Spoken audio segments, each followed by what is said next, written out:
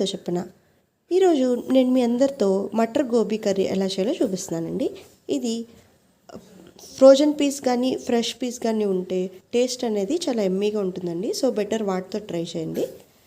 ముందుగా దీనికి కావాల్సిన ఐటమ్స్ ఏంటంటే క్యాలీఫ్లవర్, ఇలా ఫ్లోరెట్స్లా కట్ చేసుకున్న క్యాలీఫ్లవర్, ఒక tomato, 1 green chilli, curry leaves, coriander, peas frozen or fresh peas ఏదైనా ఓకే అండి. Next coriander powder, jeera powder, oil curry చేయడానికి సరిపడా, సాల్ట్, కారము, తాలింపు దినుసులు, కొంచెం పసుపు. సో ముందుగా మనము ఈ క్యాలీఫ్లవర్స్ని కట్ చేసి పెట్టుకున్నాక, జనరల్గా క్యాలీఫ్లవర్స్లో పురుగులు ఉంటాయి కాబట్టి మేము ఏం చేస్తామంటే కొంచెం బాయిలింగ్ వాటర్లో ఒకసారి మరగబెట్టి ఆ తర్వాత కర్రీకి వాడతామండి. లైట్గా టర్మరిక్ సాల్ట్ వేసిన వాటర్లో మీరు ఒకసారి మరగబెట్టి తీస్తే ఏమన్నా జర్మ్స్ ఉన్నా కూడా పోతాయి. సో అది ఎలా చేయాలో చూద్దాం. సో ఇలా గిన్నెలో వాటర్ వేసుకొని ఇది బాయిలింగ్కి వచ్చాక కొంచెం సాల్ట్ ఇలా వేసుకోండి. అలాగే కొంచెం పసుపు కూడా వేసుకోండి.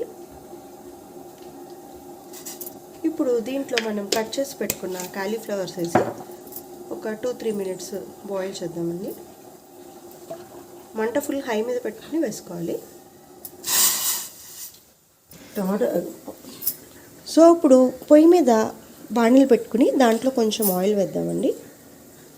ఆయిల్ వేడెక్కాక దీంట్లో తాలింపు దినుసులు,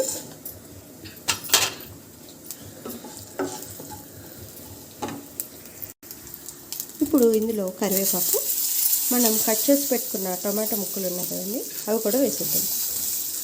సో చూసారండి ఇలా వాటర్ బాయిల్ అయ్యి కాలీఫ్లవర్ ఇలా వస్తూ ఉంటుంది.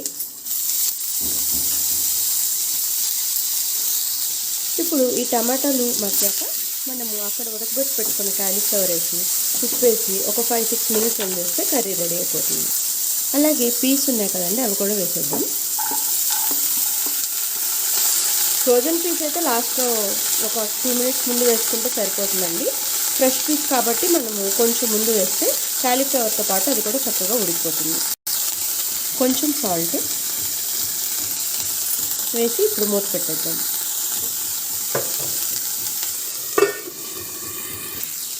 సో ఇప్పుడు ఇందులో మనము మగ్గపెట్టుకున్న క్యాలీఫ్లవర్ ఉన్నాయి కదండి అవి కూడా వేసేద్దాం. అన్నీ కలిపి చక్కగా ఉడికిపోతాయి. చూసారండి క్యాలీఫ్లవర్ ఇప్పుడు చక్కగా ఉడికిపోయింది.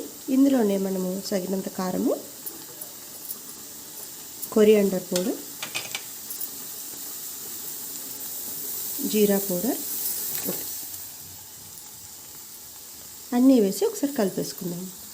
సరేండి వేడి వేడి కర్రీ రోటీస్లోకి రైస్లోకి చక్కగా మటర్ గోబీ కర్రీ రెడీ అండి. ఇప్పుడు దీన్ని కొంచెం కొత్తిమీర వేసి గార్నిష్ చేసుకుందాం.